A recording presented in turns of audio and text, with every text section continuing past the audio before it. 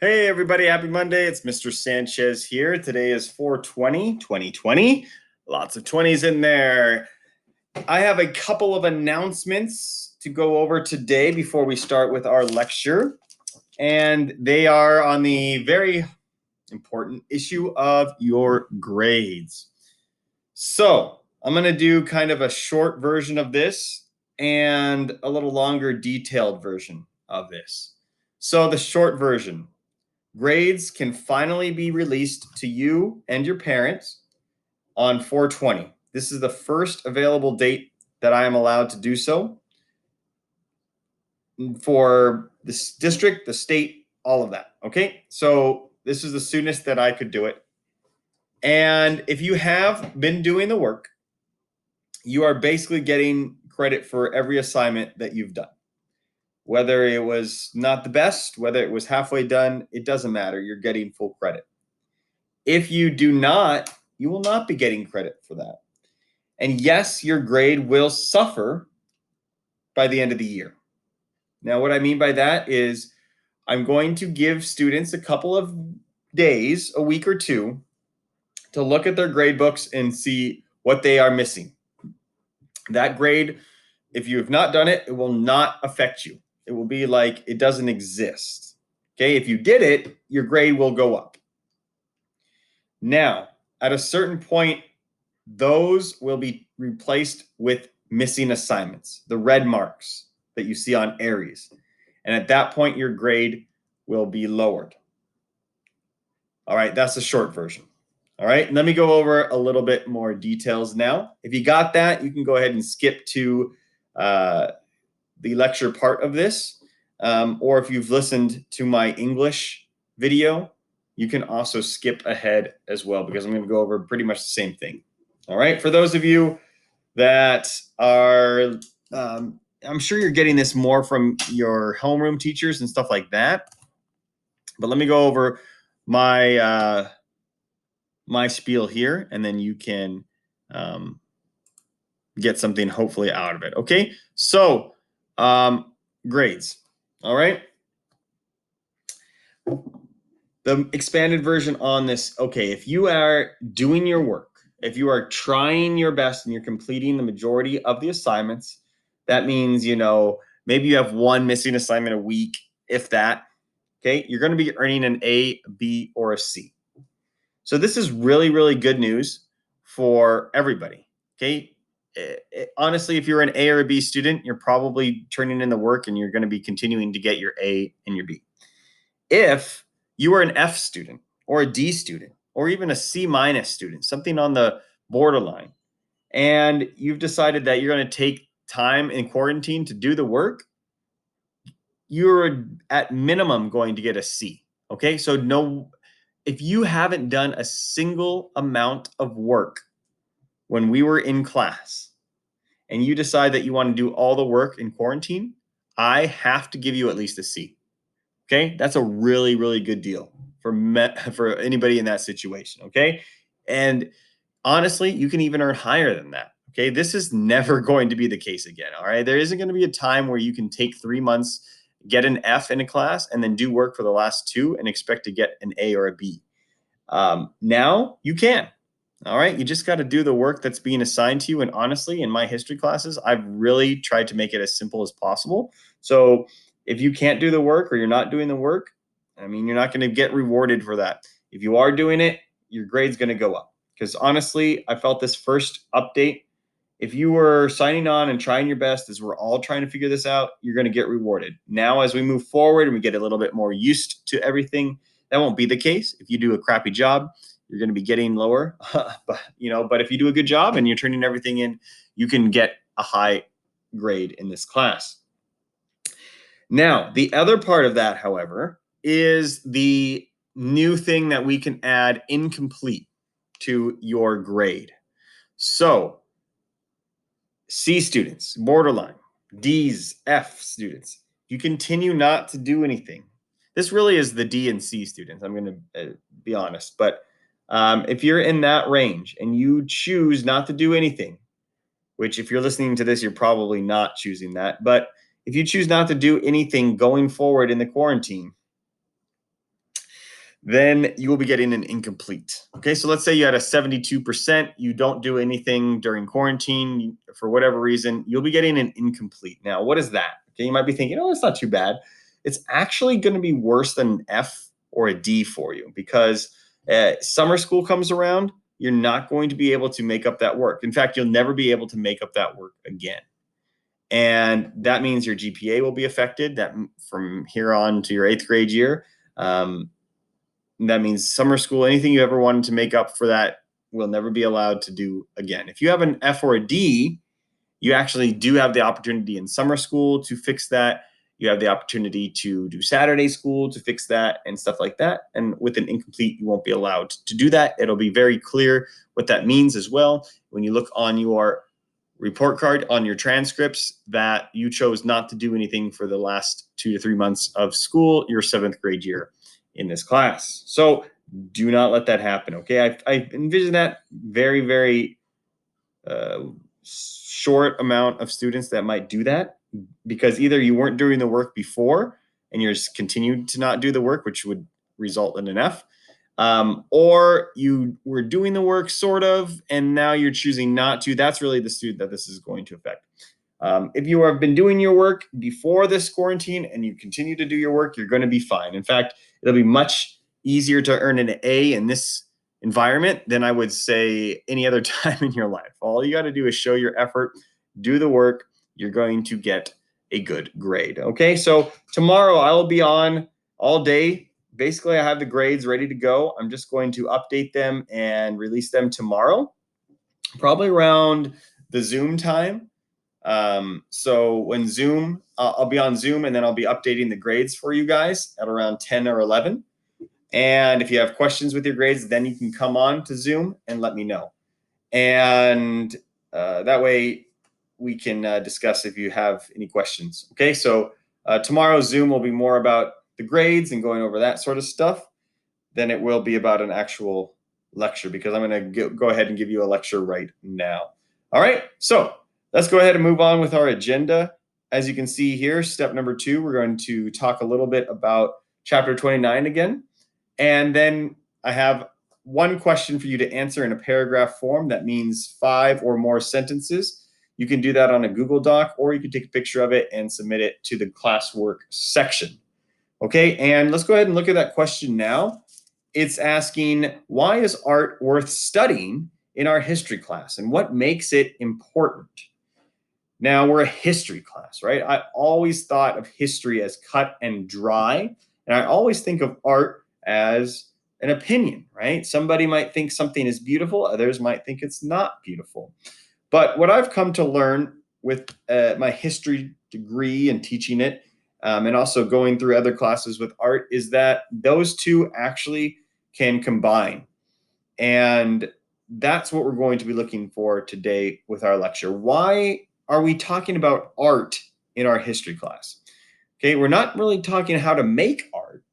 What we're talking about more so is the art and the influences and how people came about to create these new styles, these new inventions, if you will, right? In history, we talk about inventions a lot. In China, we talked about the inventions. This is the same sort of thing. It just happens to be in art. So what I would like you to do is to pause and read chapter 29. I'll go ahead and have the link there for you. You need to read 29.4 and 29.5. Very short, 2 pages. Go ahead and read that, and then I'm going to come back and give you my lecture on those 2 subjects, and you can answer the question then for today, okay? All right, so painting. I'm also going to, I have my paint up here too. I'm going to do some painting for you. Painting. Why was painting such a big deal during the Renaissance? Honestly, that's the number one thing that people will think of that know the subject in any sort of sense is when you say Renaissance, you think of art and painting in particular, as well as sculpture. Okay. And these paintings are unique because really, if you have a famous painting that you know of, off the top of your head, like the Mona Lisa, it's probably from this time period. There's only there's other couple of artists more modern that have are very famous, Picasso and Monet, those types. But really, the big artists that you've ever heard of are probably coming from this time period. And it all comes back again to the Medicis and the idea of patrons. All right. Patrons are the way that art is produced because people want to look at pretty objects. They want to see something that they've never seen before. Just like when we watch movies today, we want to watch movies that we've never seen, that we've are pushing the boundaries of a genre. So for instance, if you're watching a horror movie, you want it to be the scariest movie that you've seen, right? That would be the perfect scary movie. When you sit down to watch it, you know it's a scary movie. You want to be scared. You want to watch it. If the movie continues to do things that have been done before, right? It's not going to be nearly as scary. The ones that really get to scare you are the ones that you've never seen before. Okay? So, for instance, this film, Paranormal Activity, okay? 2017. If you were to release Paranormal Activity today in 2020, it would be a bust. Okay? Nobody would even care about it. But when this came out, we had never seen anything like it. It felt like it was a real documentary with a shaky cam and people not kind of ad-libbing and never and looking directly at the camera and black and white and camera sped up. All that stuff was brand new that we had never seen, and that's what made it scary. Because up until that point, right, you had this movie, Scream. There's a murderer that was really smart and would just want to kill everybody. Like those were the horror films, and you can see the date, 1996, right? So we have these new genres pushing the boundaries, and that's what art is in all sense of the style. Because really, movies are a form of art too. So people wanted to see new things that they hadn't seen before, that they couldn't believe were happening or surprise them, and that's what artwork comes into. Now, take a look at this picture. All right. What makes this picture unique? Well, if you've read, you probably know why. But this is a perfect example of perspective. Okay. So if I have a big guy here, okay, and I have another guy that is the same size as him over here, and I say that they're standing on ground right here, it appears that they're next to each other, right? They're standing at the same distance from you, the viewer. This person might be 5 feet away. This person is also 5 feet away. Okay. How then do we make it look like this person here that was here is far away, right? We want this person to be 5 feet away, but we want this person to be 10 feet away from us. How do we do that?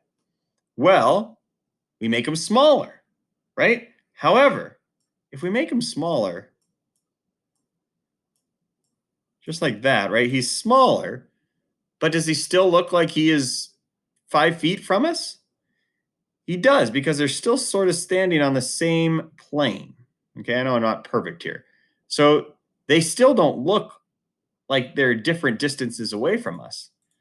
What we need to do is have perspective. Okay, so the best way to think of it is draw these lines to a point.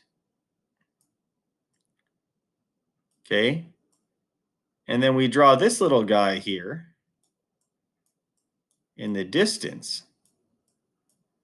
Okay, now we can take away these lines because they don't mean anything. I erased his leg a little bit. Okay, and now it looks like he is standing really, really far away from us. He doesn't look like he's standing right next to the guy. He looks like he's standing 5, this guy's 5, And this guy is now 10 feet away because we'll have like, even if we put a little background here, there he is, right? It looks like that person is further away from us than this person standing right there. And all we did is make him smaller and put him at a specific spot. If we put him here, it just looks like he's a midget next to this guy. When we put him over here, it looks like he is further away. So when you take a look at that picture, erase all this because I want to come back to it. When you look at this picture, right, you have the center of, or the subject, I guess is what we'll call this. The center or the subject of this is here. And they're actually tiny when we compare to the people in the foreground or in the right in front of us, right? This person is not the focus of this, right? It's Jesus and Mary and Joseph and here, right? The people not important are yet the biggest ones, and all because of perspective. You can see everything, even the buildings up here are all pointing to the center. This is what we call perspective. And that word's right here for you too. You can read it.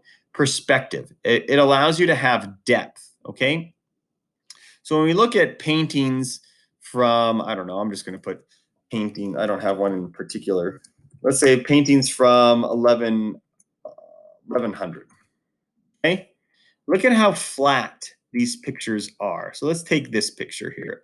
1100, okay? No depth. You have basically a 2D version. You're going from here, here, here. There's no background, okay? Even something like this, there's no foreground, there's no background. You don't know who's in the back, who's in the front. Everything looks like it's the same level. So this, when we compare it to this, is much different. That people wanted this. They had never seen anything like this. All they had seen were paintings like this. Flat, flat, flat. You also notice it's all very religious. We're going to get to that in a second. Flat, flat, flat, flat, flat. Here's some in Japan, but that's not where we're at. So ignore that one. But finally, there's some foreground there too. This is what people were seeing. And then bam, you throw this at them. It's going to create awe. It's going to create interest. And people then, what do you do from here? What do you do after you've mastered perspective? What's next? So this is what really gets painting to come out, is these new techniques that people were doing. Also with that, what I showed you really was almost like a little formula when I did my perspective, right? I drew 2 lines here and I drew 2 lines here, and you could put lines here. Everything, it sort of looks like mathematics or geometry. And so that was the next step. People using mathematics to create artwork. And those two things don't seem to go together a lot of times, but this is what was happening. You're starting to use geometry to figure out how to fill space. You're trying to figure out how lights would reflect off of objects, okay? When we look at these paintings, they weren't worried about shadows. They weren't worrying about reflections of light. Now, when you look at something like this, oh, we have light here. We have light coming down here. There's shade here from the tree. So these are darker, and mathematics can be used to further understand that. Same thing when it comes to anatomy. All right. Your pictures here of people, let's say, if I can find good. Yeah, this looks like, this is not how people look like in real life. Their faces are very generic. You wouldn't recognize who these people are. Light, there's no light. Okay, so when you have these detailed people starting to look realistic, and then this is where we can kind of throw in Mona Lisa, right? Mona Lisa's detail is incredible. Okay, you know who this person is. You would recognize this person if they were on the street. You have detail, the eyes, the nose, the cheekbones. Now, how do you do that? Why would you paint it like this when you could paint it like that? Well, it takes knowledge. Remember, there's no pictures or photography at this time. So to do this, you need to study anatomy. You need to study the human body to get symmetry, to understand what connects to where, muscles, bones, all of that needs to be studied. And so that's what people like Leonardo da Vinci did. He studied anatomy. And not only did he do some brilliant art like the Mona Lisa, but he also did other things in terms of inventing and science and stuff like that that we'll get to later on. And what you get are these realistic sets. So for many people, art is something that they are not able to do themselves. And to be honest, if I gave you a week, most of you could produce something very, very similar to this. But if I gave you a week, very, very few people could produce something similar to this, especially when we talk about painting, acrylics, oil, and all of that. And this is the big step we're making here. Okay, finally, sculpture. Very similar to painting. That's why I wanted to group them into it. But sculpture here really shows the tie to ancient Greece and Rome. That's where sculpture has its place in the Renaissance. You have the famous one here, the statue of David, created by Michelangelo. I've actually seen this live myself. Like I said, it was in Florence. This is 17 feet tall, and it deals with two things, okay? It's going to deal with our word that we've talked about a few times called humanism. And ideal. Okay, these are separate.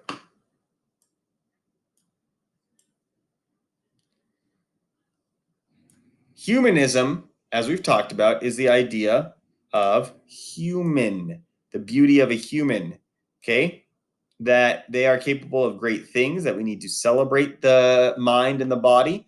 And this is one of the main objectives of sculptures at this time.